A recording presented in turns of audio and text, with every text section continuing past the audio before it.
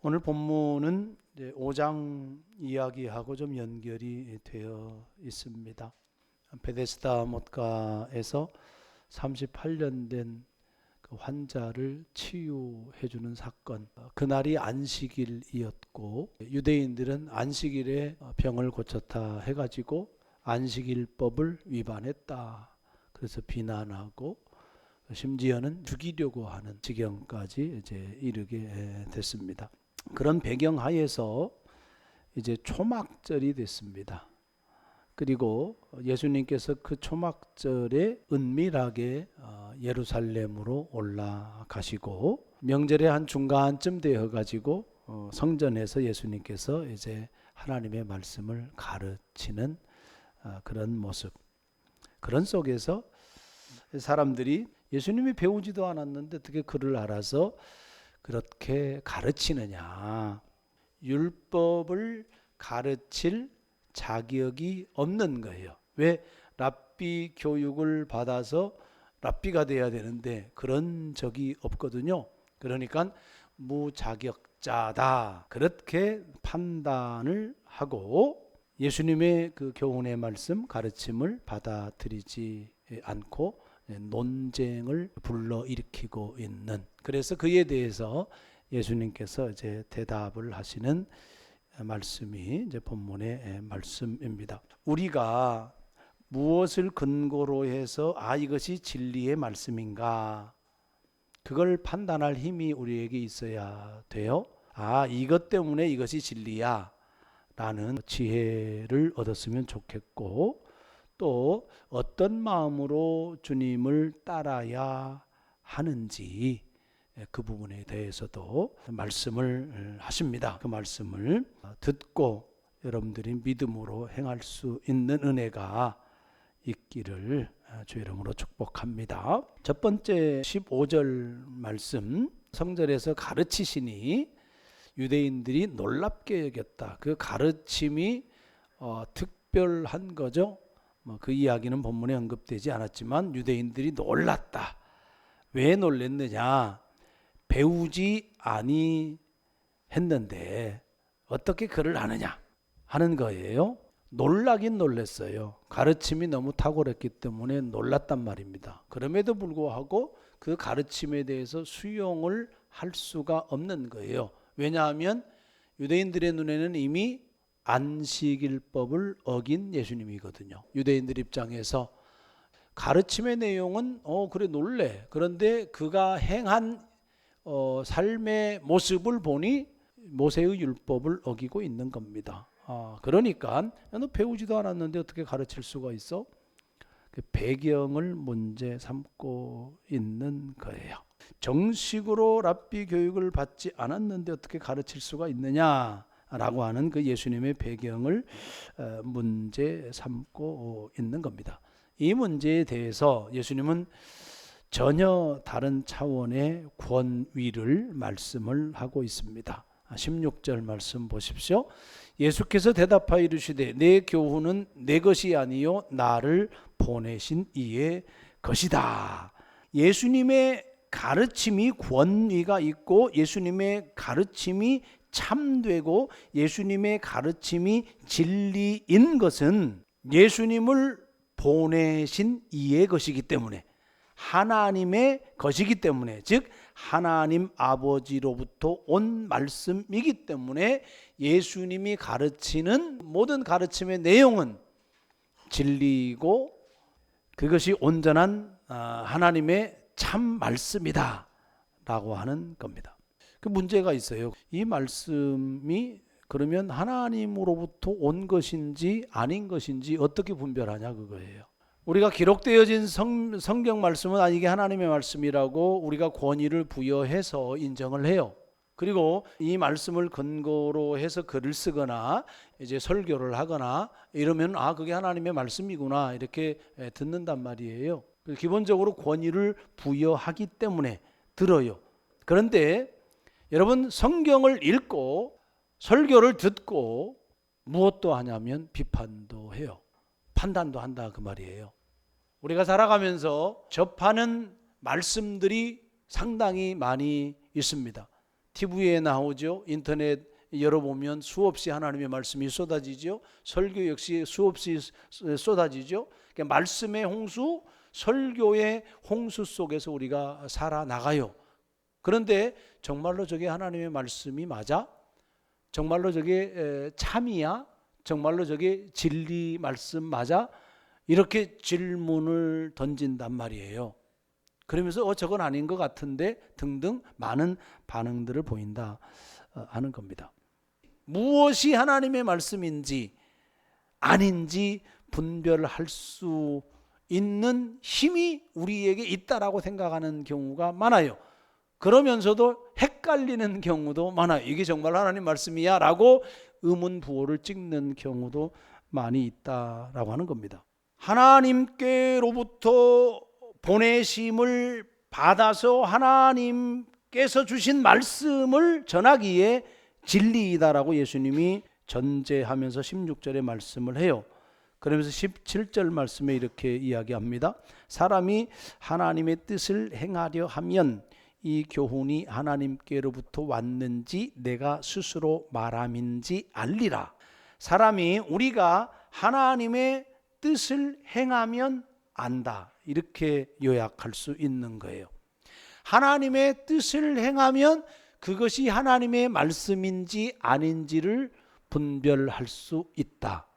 그러니까 하나님의 말씀을 순종하면 그 결과로 말미암아서 진리인지 진리가 아닌지 참인지 거짓인지가 분별이 되어진다라고 하는 겁니다. 예수님이 말씀하시는 건 뭐냐면 살아내야 된다는 거예요. 랍비의 교육을 받았던 제사장이 가르쳤던 율법 교사가 가르쳤던 예수님이 가르쳤던 그 세례 요한이 가르쳤던 그 누가 가르쳤다 할지라도 그 말씀에 대해서 살아봐야 그 말씀이 진리인지 진리가 아닌지가 분별이 되어진다라고 하는 겁니다. 순종을 통해서 말씀을 분별할 수가 있다 하는 겁니다. 그러므로 여러분 우리가 읽는 성경 말씀, 듣는 성경 말씀, 기록되어진 하나님의 말씀 그 어떤 것이라 할지라도 어떻게 해야 되는 거예요? 순종할 때 경험되어진다 하는 그런 말씀입니다. 하나님을 아는 지식 중요해요. 모르면 순종도 못하는 거니까. 유대인들에게 하는 건 너희들이 지금 지식 많잖아. 모세오경 달달달달 외우잖아. 그거 안다는 거예요. 지식적으로 안다는 거예요. 중요한 것은 뭐냐면 알고 있으면 행하라는 거예요. 행해야 그것이 하나님의 말씀인지 아닌지 알지. 그런 뜻이에요. 두 번째 18절 말씀에 스스로 말하는 자는 자기 영광만 구하되 보내신 이의 영광을 구하는 자는 참되니 그 속에 불의가 없다. 우리가 살아가면서 미혹을 받는 게 뭐냐면 인정의 욕구입니다. 인간의 기본적인 욕구거든요. 인정받고 싶고 칭찬받고 싶고 누가 나를 알아주기를 원하고 그래서 스스로 어필을 하는 시대 속에서 우리가 살아가요. 그것이 우리가 자존감이라고 이야기합니다. 자존감이 높은 사람은 사실은 인정받지 않아도 건강한 삶을 살아요. 근데 자존감이 낮은 사람은 그 누군가가 인정을 해줄 때 어떻게 해요? 나라고 하는 존재 인식을 하는 거예요. 근데 사람은 누구나 그런 것이 있어요. 인정받고 싶은 것이 목적이 되는 순간에 이제 함정에 빠지기 시작되는 거예요. 당시 율법학자들이 길을 걸어가면 많은 사람들이 그들에게 존경을 표했어요. 율법학자들의 옷은요, 머리끝에서 발끝까지 땅바닥에 끌릴 정도로 이렇게 길게 해서 그렇게 다녔습니다. 그러면 시장에서 사람들이 율법학자가 지나가면 일어났어요. 그리고 인사를 했어요. 그 정도로 존경을 받고 대접을 받고 살아갔던 사람들이 율법학자들입니다. 교사들이었단 말이에요. 그런데 예수님은 높은 자리 원하고 대접받기 원하고 존경받기 원하고 그들을 아주 질타를 하시잖아요. 그 말씀입니다. 자기 영광을 구하는 거예요. 나를 드러내고 싶은 거죠. 나를 자랑하고 싶은 거죠. 어떤 말씀이 진리가 되려면 내가 살아내야 되는 거야 되거든요. 왜냐하면 진리라고 할 때는 변치 않는 거예요. 그리고 그 진리는 삶이 동반돼야 된다는 거예요. 하나님은 사랑이십니다 라고 했을 때 사랑인 것은 뭐냐면 추상적으로 하나님은 사랑이야, 그래서 사랑이야, 그렇다고 그거 진리야 이렇게 말할 수 있습니까? 어떻게 증명해요? 그걸 입증이 안 되는 거예요. 하나님은 사랑이야, 이것이 입증된 것이 뭐예요? 그것이 참인 게 뭐예요? 그것이 진리라고 우리가 받아들이고 맞아라고 하는 게 뭐예요? 아들을 우리 가운데 보내셔서 십자가에 내어주신 거잖아요. 우리의 고난에 동참하고 우리의 고통에 동참하고 우리의 아픔을 함께 느끼고 함께 울고 함께 웃고, 그래서 하나님은 사랑이구나, 정말이네, 그 진리 맞아, 이렇게 되는 거잖아요. 이 유대 종교 지도자들은 그런 삶이 없었던 거예요. 그러니까 너희들이 아무리 말을 해도 그거 진리 아니다. 왜? 그들이 향하고 있는 지점은 뭐냐면 자기 자신이에요. 자기 영광이었단 말입니다.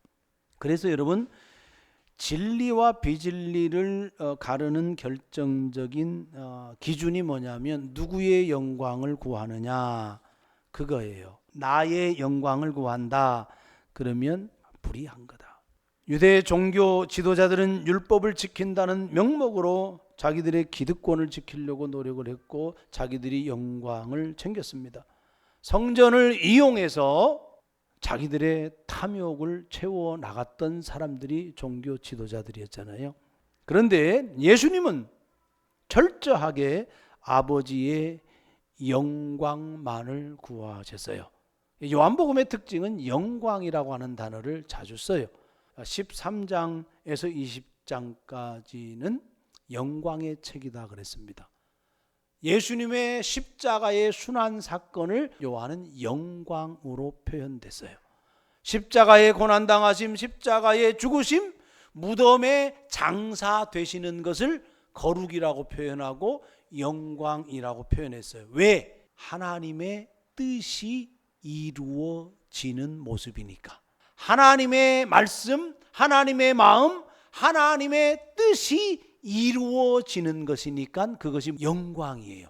고난도 하나님의 뜻이 이루어지는 것, 십자가의 죽음도 하나님의 뜻이 이루어지는 것, 십자가에 죽을 뿐만 아니라 무덤 속에 갇히는 것, 그 역시도 하나님의 뜻, 그 뜻을 위하여 예수님이 살았어요. 그래서 그걸 뭐라고 하냐면 영광이라고 그래요. 누구의 영광을 위해서 살았어요? 하나님의 영광을 위해서 살았어요.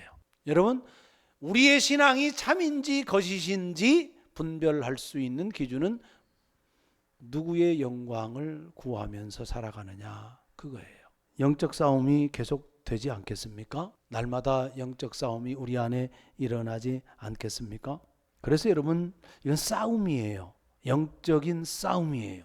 내 영광을 위하여서 살아갈 건가? 하나님의 영광을 위하여 살아갈 것인가? 내 뜻을 성취하기 위하여 살아갈 건가? 하나님의 뜻을 성취하기 위하여서 살아갈 것인가? 이 질문은 날마다 우리가 계속해야 되는 거고, 그리고 그 질문의 답이 하나님의 영광, 하나님의 뜻을 이루겠습니다, 이렇다고 본다면 우리의 신앙은 참이에요.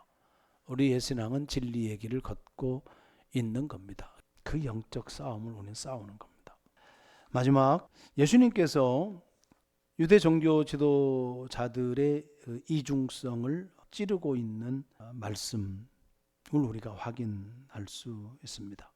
유대인들은 안식일에 예수님께서 병자를 고치는 것에 대해서 비난하고 정죄를 하고 죽이려고 했단 말이에요. 그런데 22절 쭉 읽어볼게요. 모세가 너희에게 할례를 행하였으니 그러나 함께하는 할례는 모세에게서 난 것이 아니요 조상들에게서 난 것이라. 이게 무슨 말이냐면 할례는 누구로부터 시작됐어요? 사실은 아브라함 율법 이전에 이미 할례가 있었단 말이에요.